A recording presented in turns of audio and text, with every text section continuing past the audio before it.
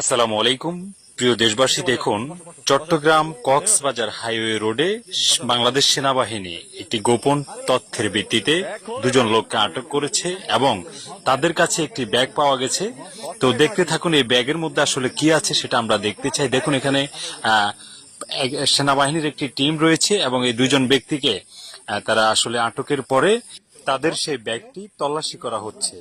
দেখুন আসলে এই ব্যাগের মধ্যে তথ্য অনুযায়ী কিছু বৈদেশিক মুদ্রা থাকার কথা রয়েছে। তো সেই হিসাবে আমরা ধারণা করছি যে বৈদেশিক মুদ্রাগুলো থাকার কথা সেটি রয়েছে। আপনারা দেখতে পাচ্ছেন, দেখুন যদি আমি একটু ভালোভাবে কাছ থেকে দেখাই, দেখতে পাচ্ছেন স্পষ্টভাবে কিছু ইউএস ডলার দেখা যাচ্ছে।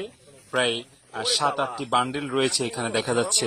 1 2 3 4 5 6 7 8 9 10টি ইউএস ডলারের বান্ডিল রয়েছে, যেই ডলারগুলো একেবারে নতুন। তো সেনাবাহিনীর জিজ্ঞাসাবাদে আসলে এই লোকগুলো প্রথমে কোনো রকমে স্বীকার করেনি যে তারা এই ডলারগুলো কোথা থেকে নিয়ে আসছে এবং কে দিয়েছে তাদেরকে এই ডলারগুলো।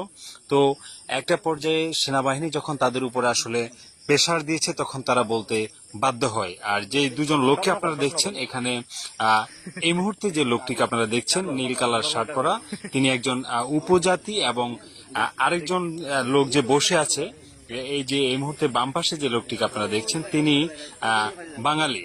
তো দুজনের সমন্বয়ে আসলে এই কাজটি তারা করতে চাচ্ছে এবং অনেক বড় একটি চক্র তাদের মাধ্যমে এই কাজটি করাচ্ছে। তো আপনারা দেখতে পাচ্ছেন এখানে বাংলা ইউএস ডলার প্রায় 80,000 ইউএস ডলার রয়েছে। চিন্তা করুন বাংলা টাকায় প্রায় আপনার 8 লক্ষ টাকারও অনেক বেশি।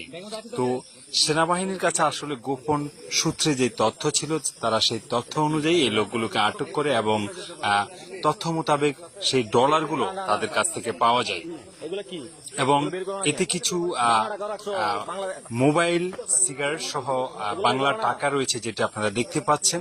আসলে কিছু দুষ্কৃতিকারীরা তারা এমন কিছু ভিন্ন কৌশল ব্যবহার করছে বিভিন্ন কাজে, যেটা আপনার সন্দেহ করার কোনো অবকাশ থাকে না। তো দেখতে পাচ্ছেন এখানে $100 প্রায় 10টি বান্ডিল।